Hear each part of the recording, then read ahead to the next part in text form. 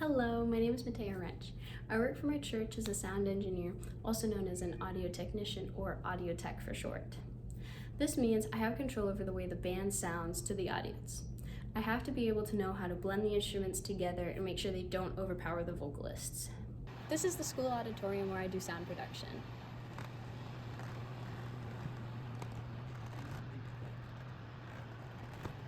It starts here on stage where I take a look at our stage rack.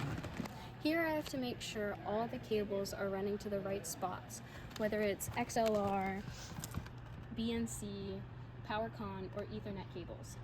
These cables run to various spots, whether it's the subs, the sound case, or the lobby speakers.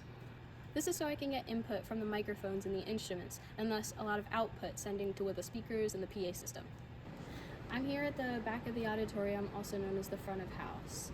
Here I can listen to how it sounds the way the audience would hear it as well. The model I've used the most and the model I'm currently using is the Yamaha QL5. Although I have used a couple of other soundboard systems such as the Yamaha TF3, the CL3 and 5, and the DM7, also the Midas M32. On this board I use the faders to control a couple aspects such as the track, the instruments, the vocalists, and any other microphones, not to mention the effects, the whole band and vocalists, and the subs and the PA system. If I need to adjust the way the instruments or vocalists sound, whether it's underwater or being in a box, I can use one of 3 EQ systems, such as this one. If I think I'm riding the fader a little bit too much, I can go to the compressor and make sure that they aren't going above a certain frequency if I want them to. However, if I think that they're sounding a little bit too snake-like and are hissing too much, I can come to the de-esser and make sure that their S's aren't so prolonged. Due to my environment being held in a school where my team and I have to set up and tear down every single time, I have learned how to organize well.